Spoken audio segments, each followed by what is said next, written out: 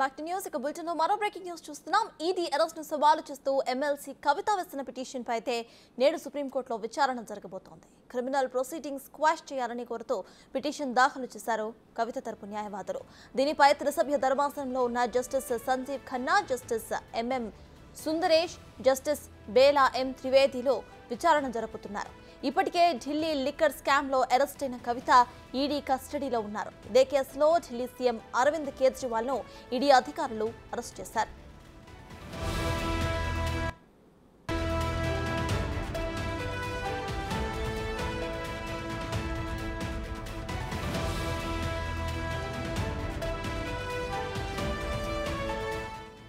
ED అరెస్టును సవాలు చేస్తూ ఎమ్మెల్సీ కవిత వేసిన పిటిషన్ పై నేడు సుప్రీంకోర్టులో విచారణ జరగబోతోంది.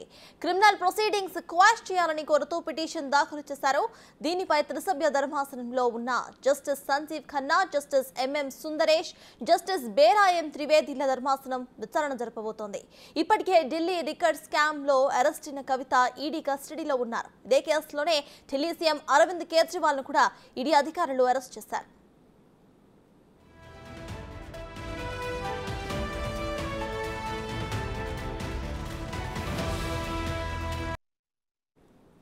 క్రిమినల్ ప్రొసీడింగ్స్ ని క్వాష్ చేయాలంటూ ఎమ్మెల్సీ కవిత అయితే కోర్టును ఆశ్రయించారు. ఈ విషయంపై పూర్తి డీటెయిల్స్ మా ప్రతినిధి శివ ఢిల్లీ నుండి లైవ్ లో అందించడానికి సిద్ధంగా ఉన్నారు. శివ, చెప్పండి, ఈ క్వాష్ పిటిషన్ కు సంబంధించిన అప్డేట్స్ ఏంటి? ఈ క్వాష్ పిటిషన్ కు సంబంధించి ధర్మాసనం ఎప్పుడు విచారణ జరిపే అవకాశం ఉందనుకోవచ్చు?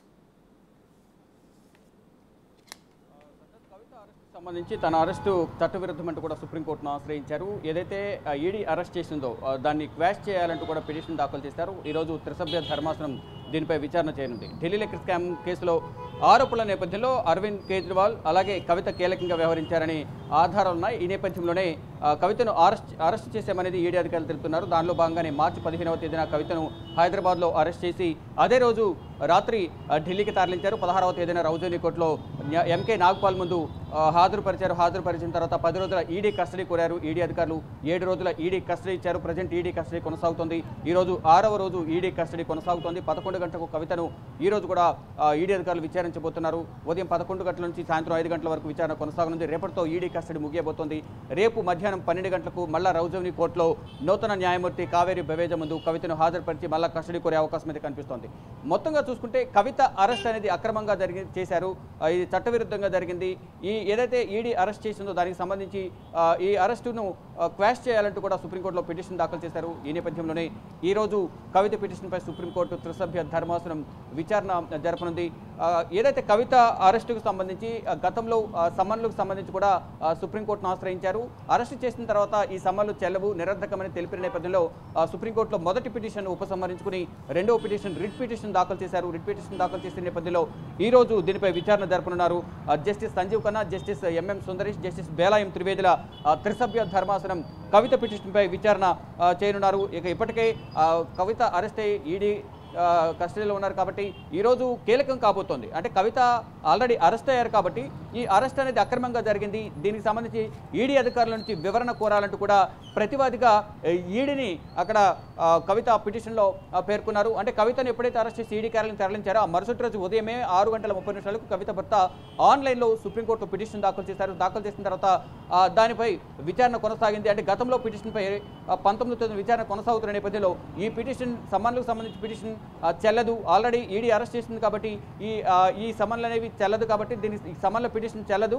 ఇది ఉపసంహరించుకోవాలని ఆదేశాలు జారీ చేసిన నేపథ్యంలో దాన్ని ఉపసంహరించుకుని ప్రజెంట్ కొత్త పిటిషన్ దాఖలు చేసిన నేపథ్యంలో దానిపై ఈరోజు విచారణ జరగబోతోంది. విచారణ ఏ విధంగా జరగనుంది అనేది కూడా ఉత్కంఠగా మారింది.